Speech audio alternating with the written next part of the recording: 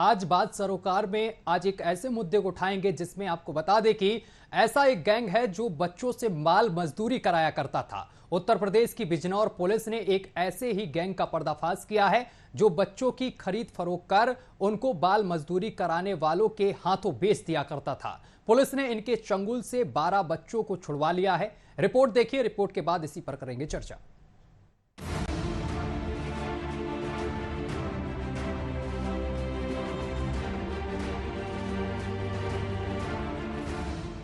इन मासूमों की आंखों में आंसू, चेहरे पर पसीना और हाथों में छाले कुछ अलग ही कहानी को बयां कर रहे हैं। इस उम्र में इन बच्चों के हाथों में कलम और पीठ पर बस्ते होने चाहिए थे, वहीं इनके हाथों में फावड़ा और पीठ पर बोझा डालने की तैयारी थी। लेकिन समय रहते पुलिस को भनक लगी और पुलिस ने तुरंत कार्रवाई करते हुए एक गैंग के चंगुल से इन बच्चों को छुड़ाया है। पुलिस को सूचना मिली कि वैन में कुछ बदमाश जा रहे हैं। पुलिस ने वैन का पीछा करते हुए जब पकड़ा तो पुलिस के होश उड़ गए।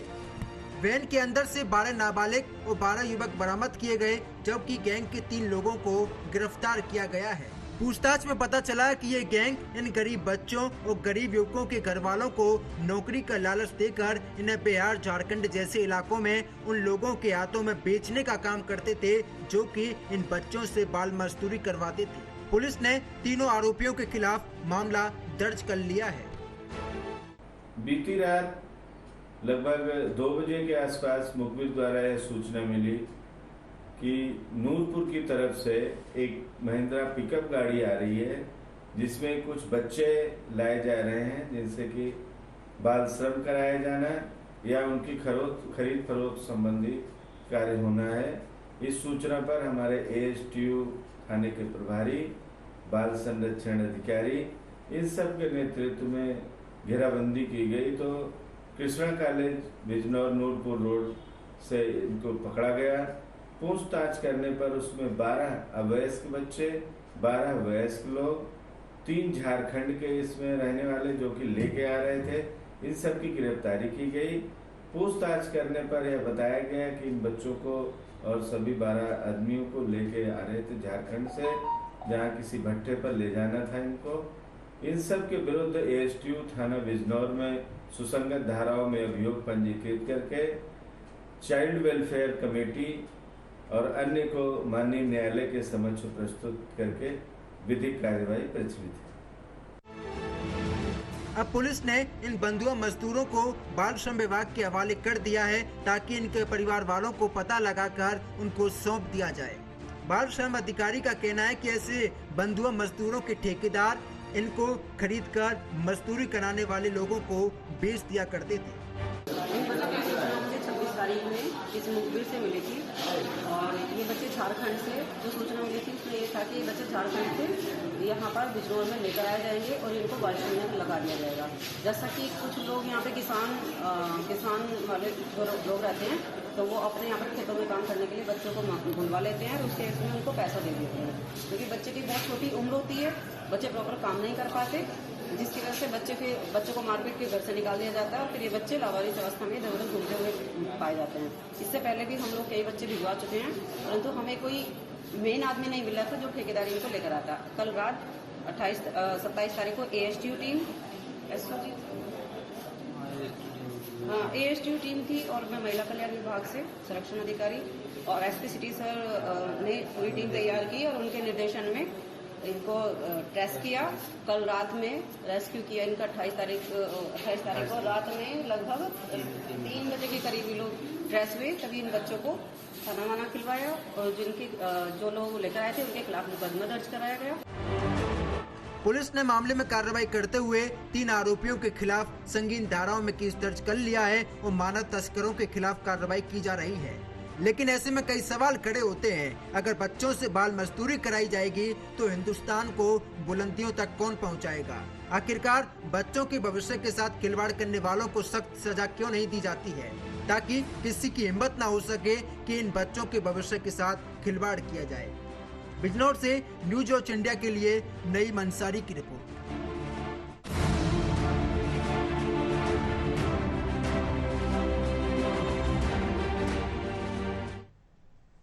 तो तो 12 नाबालिग बच्चों को बचाया गया है और इसमें से 3 आरोपियों को गिरफ्तार भी किया गया है और 12 ऐसे लोग हैं जो बालिग हैं जिनसे अब बाल मजदूरी करवाई जा रही थी, लेकिन पुलिस ने इन 12 बच्चों को अब बचा लिया है। फिलहाल पुलिस लगातार इस पर कार्रवाई कर रही है, तीनों आरोपियों से लगातार पूछताछ की जा रही है। तो सीधा चलेंगे, हमारे साथ इस पूरे मामले को लेकर हमारे संवाददाता निशांत चतुर्वेदी हमारे साथ जुड़ गए हैं और इसके साथ ही प्रतिभा सिंह हैं जो उर्मिला देवी मेमोरियल सोसाइटी एक एनजीओ चलाती हैं। मैम, आपका भी बहुत बहुत स्वागत है।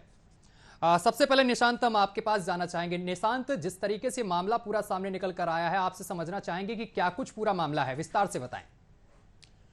सत्यम, देखिए, ये बिजनौर का मामला बताया जा रहा है जहां पर 12 ऐसे बच्चों को, इसके अलावा जो अन्य मजदूर हैं उनको जो एक अपराधी थे वो वहां पर लेकर जा रहे थे और कहीं ना कहीं उनकी मंशा थी कि इनका दुरुपयोग करना, जैसे कि अन्य बातें भी यहाँ पे खबर आ रही है। इसके अलावा वहां की प्रशासन ने, पुलिस प्रशासन ने मुस्तैदी दिखाते हुए उन लोगों को बंधक से मुक्त कराया। इसके अलावा 3 लोगों को हिरासत में लिया है। कुल मिलाकर ये मामला जो है सीधे सीधे अपराध के दायरे में आता है और उन नाबालिग लोगों को जो गलत मंशा के साथ वो अपराधी लेकर जा रहे थे और कुल मिलाकर पुलिस की यहां पर कार्रवाई हुई है। लेकिन सबसे बड़ी बात यहां पर यह है कि आज भी बाल श्रम को रोकने के लिए हमारे देश में जो कड़े कानून बनाए हैं उनका पालन क्यों नहीं किया जाता है और उन अपराधियों में इसका खौफ क्यों नहीं है। 14 साल की उम्र के जो बच्चे हैं उनसे किसी प्रकार का जो श्रम, ऐसा श्रम है वो रोकने के लिए कहां तक के प्रयास किए जा रहे हैं, कहां तक का जमीनी आधार दिख रहा है, ये सारी बातें सबसे ज्यादा जरूरी है। तो बिजनौर का ये मामला है, लेकिन हालांकि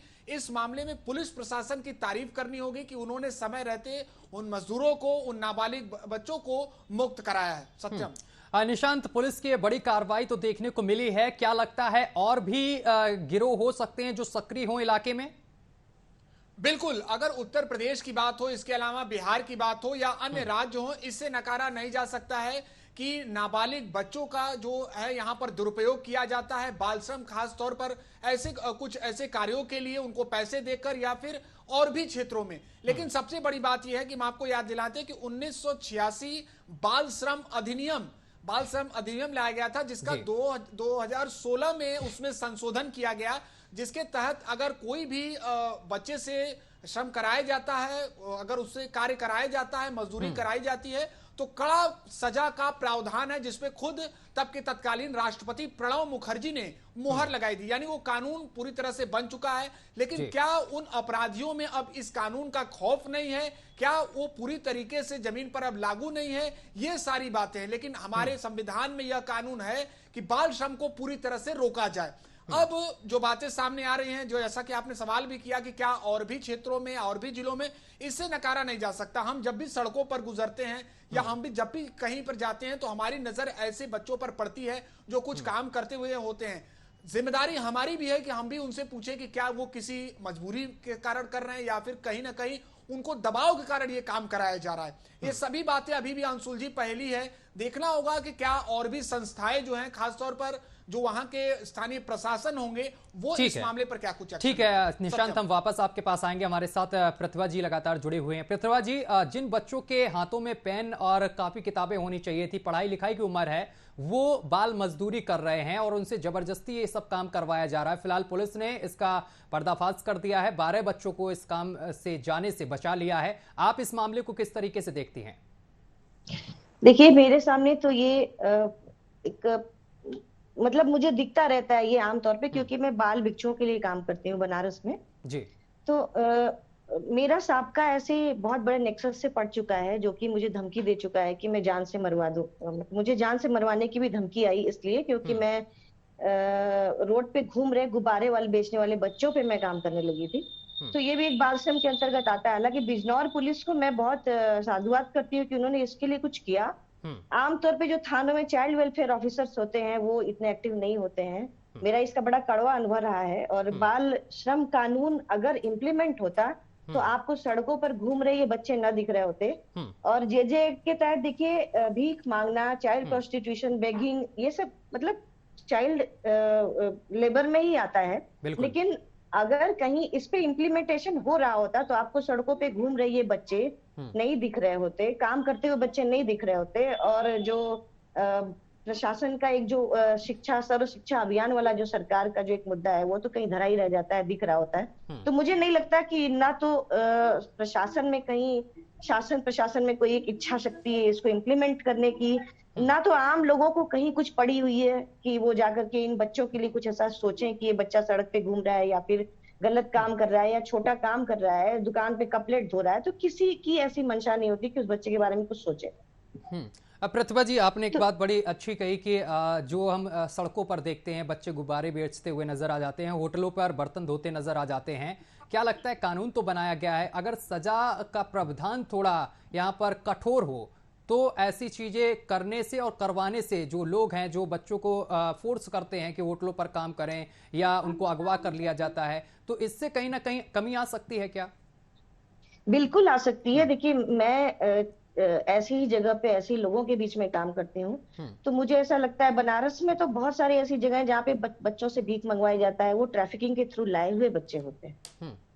तो अगर ऐसा कुछ इम्प्लीमेंट होता है तो बच्चों जो देश के भविष्य होते हैं, देखिए हमारे, वो इस तरह जो भटक रहे होते हैं, इधर उधर भीख मांगते हैं, चोरी करते हैं, और हम सब प्रत्यक्ष देख रहे होते हैं, इस पर कुछ कोई कार्यान्वित नहीं होता है, कोई सरकार कुछ नहीं करती, प्रशासन कुछ नहीं करता, पुलिस कुछ नहीं करती।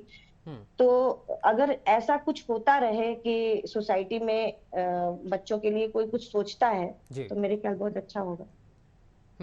प्रतिभा जी, आपसे हम जानना चाहेंगे कि ऐसी घटनाओं को रोकने के लिए आप जैसे संस्था किस तरीके से काम कर रहे? एक मिनट प्रतिभा जी, मैं वापस आएंगे आपके पास। हमारे साथ डॉक्टर प्रदीप रंजन हमारे साथ जुड़ गए हैं, एसपी हैं। प्रवीण रंजन जी, आवाज पहुंच रही है आप तक? हेलो प्रवीण रंजन जी, आवाज पहुंच रही है आप तक? हाँ जी। प्रवीण रंजन जी, बिजनौर में बड़ी कार्रवाई की गई है, 12 बच्चों को बाल मजदूरी से बचाया गया है, पुलिस ने बड़ी कार्रवाई की है, किस तरीके से देखते हैं? देखिए, ऐसी सूचना पहले से प्राप्त हो रही थी कि वहाँ से कुछ लोग ऐसे हैं जो बच्चों को लाते हैं, यहाँ पे बड़े लोगों के साथ बच्चों को भी लाते हैं, बड़े लोग तो काम करते हैं, बच्चों को फिर दाएं बाएं करते हैं। परसों देर रात मुझे यह सूचना मिली थी और उनको ट्रेस कर रहे थे, लखनऊ से लोग चले तभी, और जनपद में ही चूंकि आना था, यहाँ के लोकल लोग भी जिनके यहाँ आना था वो भी इंतजार कर रहे थे, इसलिए सीमा में, जब जनपद की सीमा में इनकी गाड़ी आई है उसके बाद हमने रोका इनको और पकड़ा। इसमें और अभी काम होना है। जो ये 3 लोग मिले हैं वहाँ से लाने वाले तथाकथित ठेकेदार जिनको कहा जा रहा है जी, इन लोगों ने और कहाँ से इस तरह के बच्चों को पहुँचाया है या बच्चों को ले जाने के लिए इन लोगों के और कौन से संपर्क हैं, इसके लिए जो विवेचना जारी है और इसमें और अच्छी कार्यवाही की जाएगी और इस नेटवर्क को पूरा तोड़ा जाएगा। सर, मैं आपसे जानना चाहता हूं, पुलिस ने तो सबसे पहले एक बड़ी कार्रवाई की है और बहुत अच्छा काम किया है, 12 बच्चों को बचा लिया है, लेकिन मैं आपसे ये जानना चाह रहा हूं, क्या इलाके में और भी गैंग सक्रिय हैं? क्योंकि ये 3 आरोपियों को जो आपने पकड़ा है, इनसे पूछताछ पे कुछ सामने निकल कर आया, ऐसा कुछ? देखिए, तस्दीक किया जा रहा है, इनके जो मोबाइल हैं उनमें जो और सारे नंबर हैं ढेर सारे, उन सब के बारे में, क्योंकि जितना मुझे जानकारी, जितने पकड़े गए उसके अलावा तो अभी तो ये लोग डिनाई कर रहे हैं, इंकार कर रहे हैं, लेकिन इस पे और हमारी टीम लगी हुई है, पूरी गहराई से जांच करके इसकी विवेचना, जो मुकदमा लिखा गया है एसटीओ थाने में जी, उस विवेचना के दौरान जो भी इनका नेटवर्क है उसको हम लोग तोड़ेंगे और उसको खुला करेंगे। सर, एक सवाल और आपसे मैं यहाँ पूछना चाहेंगे। सर, जो बच्चे तमाम पकड़े गए हैं, जिन बच्चों को आप लोगों ने बचाया है, इनके परिजनों से आपकी बातचीत हो पाई है कि कौन कहाँ से रहने वाला है, कहाँ से बच्चे लेकर आया जा रहा था इन बच्चों को? नाम पता सबका मिल गया है, चाइल्ड वेलफेयर कमेटी ने इनको यहाँ पे चिल्ड्रन होम में रखा है, उनके घर वालों से संपर्क करके इन सबको उनके घर वालों को वापस किया जाएगा। सर, एक चीज और आपसे जानना चाहेंगे कि ऐसी गतिविधियों को रोकने के लिए पुलिस किस तरीके से काम कर रही है?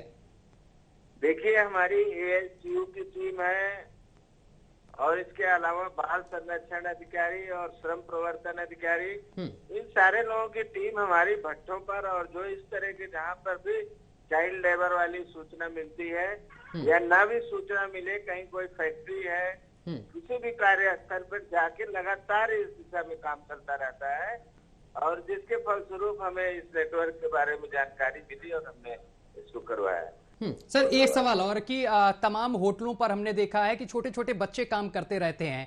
इन चीजों पर लगाम लगाने के लिए आप लोगों की तरफ से किस तरीके की कार्रवाई की जाती है? देखिए, जो टीम संयुक्त कार्रवाई की जाती है इसमें मैंने बताया बाल संरक्षण अधिकारी, श्रम प्रवर्तन अधिकारी और हमारे एएसपीओ थाने की पुलिस, ये तीनों लोगों की टीम जाती है और उनको लाके रेस्क्यू किया जाता है उन बच्चों का, और उसके बाद उनके परिजनों को सौंपा जाता है CWC के समक्ष प्रस्तुत करने के बाद। लगातार इस पर काम चलता रहता है। चलिए सर, बहुत बहुत शुक्रिया हमसे तमाम बातचीत करने के लिए। तो हमारे साथ एसपी साहब जुड़े हुए थे।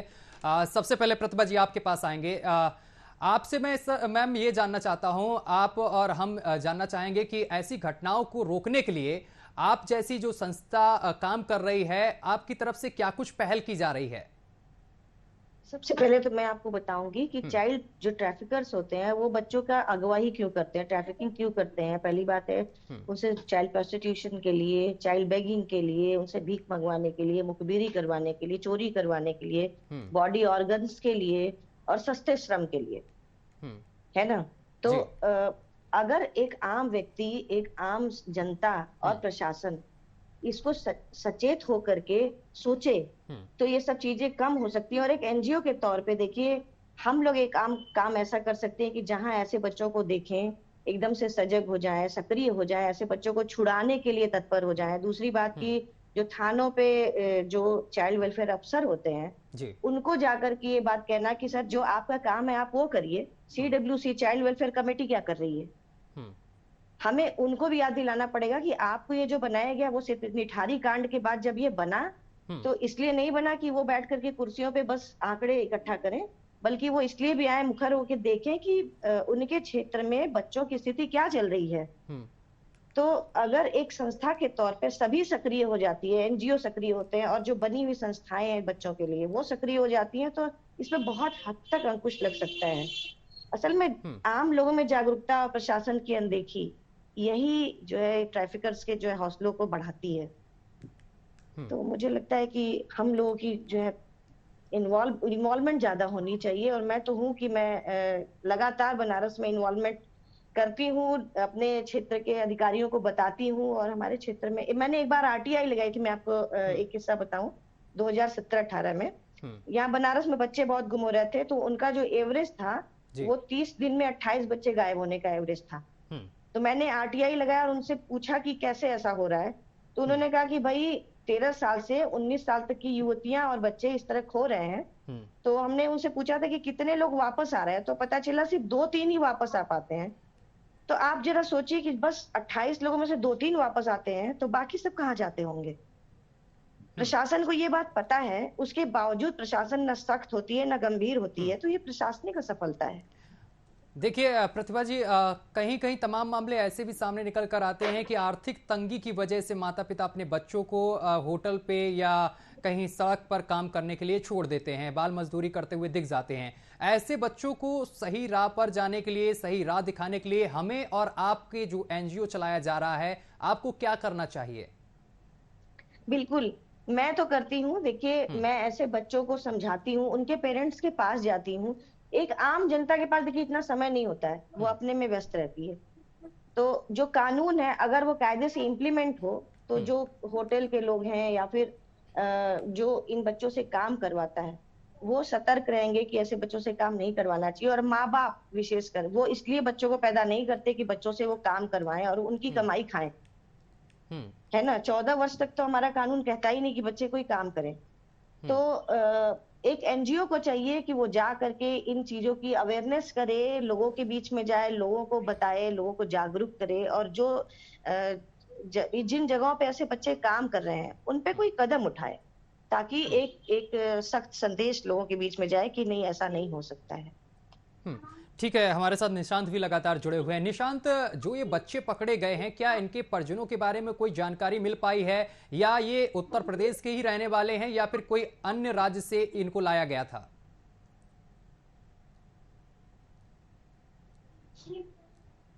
निश्चित तौर पर तारीफ करनी होगी पुलिस सक्रियता की।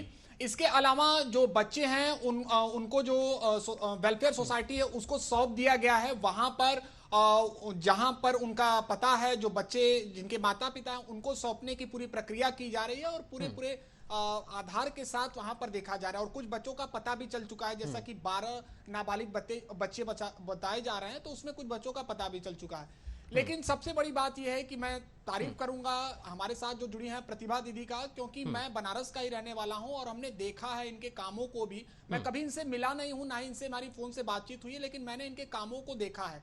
चाहे शिक्षा का बात हो या फिर महिला उत्पीड़न के खिलाफ आवाज उठाने की बात हो या फिर बच्चों के लिए संघर्ष करना हो, ये रात 12 बजे तक सड़कों पर आवाज अपनी बुलंद करती हैं, उठाती हैं, महिला होते हुए भी। इसलिए ये बहुत भली-भांति चीजों को बता पाएंगी कि कैसे करके ये बाल श्रम का जो एक अपराध, ये बाल श्रम का जो एक बड़ा अभिशाप हमारे देश में चल रहा है, उसको कैसे रोका जाए। निश्चित तौर पर ये बहुत अच्छा प्रयास कर रही है और ऐसा प्रयास हमको आपको सभी को करने की जरूरत है। लेकिन सबसे बड़ी बात यहाँ पर ये कि क्या सभी लोग अपनी जिम्मेदारी को समझ रहे हैं। कानून बन चुका है देश में, सत्यम, हमने पहले भी आपको बताया कि 1986 में बाल श्रम अधिनियम को लागू किया गया और उसके बाद संशोधन करके 2016 में उसको और सख्त किया गया कि इसका पालन न करने पर बड़ी कार्रवाई होगी, कानून का पालन करना होगा। लेकिन क्या इसको इंप्लीमेंट कराया गया है, ये सबसे बड़ी बात है। क्या बिजनौर के पुलिस की तारीफ करनी होगी, लेकिन क्या बिजनौर पुलिस से बाकी भी स्थानीय पुलिस जो है सबक लेगी। आप अभी रास्ते से निकलेंगे तो अभी आपको चीजें पता चल जाएंगी कि चाहे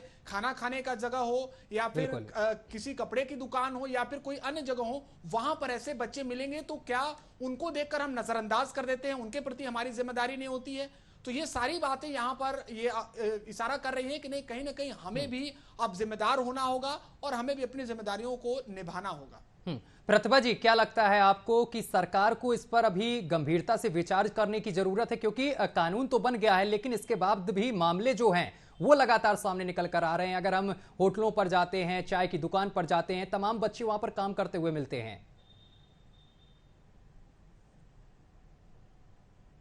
की जरूरत है क्योंकि आखिर ये बच्चे हैं और बच्चे ही राष्ट्र का भविष्य है, सभी जानता है। और इनके प्रति अगर हम संवेदनशील नहीं होंगे तो इनका क्या होगा। सरकार नियम और कानून, योजनाएं सब कुछ बनाती है, लेकिन वो जमीनी स्तर पे किस तरह प्रभावी होती है या नहीं होती है, इसकी जवाबदारी तय नहीं कर रखी है सरकार ने। और शायद यही एक कारण है कि जवाबदेही ना होने के कारण ही ये सब चीजें इम्प्लीमेंट नहीं हो रही हैं, जमीनी स्तर पे हो नहीं पा रही हैं। और बच्चे वैसे ही पिस रहे हैं जैसे पहले इन सब कानूनों के बनने से पहले पिसा करते थे। बाल श्रम कानून जो बने, अभी भी वही स्थिति है। लोगों में भी संवेदनशीलता नहीं है बच्चों को लेकर के। बच्चों के प्रति, जो गरीब बच्चे हैं उनके प्रति नजरिया अलग होता है समाज का। तो हमें एक संवेदनशीलता जगाने की जरूरत है आम लोगों के अंदर। मैम, उसके बिना संभव नहीं। क्या लगता है जो और भी एनजीओ हैं वो अब बाहर निकल कर आए और जो बच्चों के माता पिता हैं जो बच्चों को जबरन भेज रहे हैं आर्थिक तंगी की वजह से, उनको समझाने का प्रयास किया जाए? क्योंकि हम तमाम जगहों पर देखते, इससे पहले भी मैंने कहा कि अगर हम कहीं भी निकल जाएं सड़कों पर तो हमें तमाम बच्चे ही काम करते हुए दिखाई देते हैं, जिनको हम छोटू वगैरह बोलकर चाय मांग लेते हैं, कहीं कुछ मांग लेते हैं। आप उदाहरण देखिए कि जब प्राथमिक पाठशाला में बच्चों के लिए सरकार ने इतनी सारी सुविधाएं कर रखी हैं, सिर्फ इसलिए कि बच्चे को माता पिता खेतों में काम करने ना भेज पाए या फिर किसी काम में होटल पे ना लगा पाए, बच्चों के अंदर एक अट्रैक्शन उस स्कूल में आने का। तो उस स्कूल का जो मास्टर होता है, मैं देखिए ब्लेम नहीं कर रही, लेकिन उस स्कूल का मास्टर उन बच्चों को अट्रैक्ट करने में नाकाम होता है, इतनी सुविधाओं के बावजूद, है ना। तो क्या होता है कि माँ बाप जो है, बच्चों, देखिए माँ बाप के लिए बच्चा एक असेट है, एक संसाधन है, ताकि वो बच्चों वो कमा करके लोगों को दे सके। 4 पैसे घर में आए, जितने लोग हैं उतनी ज्यादा कमाई होगी। तो वो चाहे भिक्षावृत्ति की बात हो चाहे मजदूरी की बात हो, बात एक ही है। वहां पे बाल भिक्षावृत्ति में भिक्षुक भेजते हैं, यहाँ पे अच्छे खासे माता पिता जो गरीब होते हैं, कई बार गरीब नहीं भी होते हैं, लेकिन उनको बच्चों को भेजना होता है, उनसे कमवाना होता है ताकि वो अच्छे पैसे अर्न कर पाए। तो कहीं ना कहीं देखिए, मैं बार बार इस बात पे जोर दे रही हूँ कि कानूनी रूप से हम जब तक सबल नहीं होंगे, इम्प्लीमेंटेशन नहीं होगा, तब तक कुछ नहीं हो सकता। चलिए प्रतिभा जी, बहुत बहुत शुक्रिया, और निशांत आपका भी बहुत बहुत शुक्रिया तमाम बातचीत करने के लिए और हमारे साथ जुड़ने के लिए। तो बाल आश्रम जिस तरीके से बच्चों से करवाया जा रहा था बाल मजदूरी, इसको लेकर बिजनौर पुलिस को एक बड़ी सफलता मिली है। पुलिस ने फिलहाल 12 बच्चों को छुड़वा लिया है और इसमें से 3 आरोपियों को धर दबोचा है। इनसे लगातार पूछताछ की जा रही है। पुलिस ये जानने की कोशिश कर रही है कि इलाके में, क्षेत्र में, शहर में या कहीं अन्य जगह पर कहीं और भी गैंग सक्रिय तो नहीं है। इनसे लगातार पूछताछ की जा रही है। फिलहाल मेरे साथ अभी के लिए बस इतना ही। देश दुनिया की तमाम खबरें देखने के लिए देखते रहिए आपका अपना चैनल न्यूज वॉच इंडिया।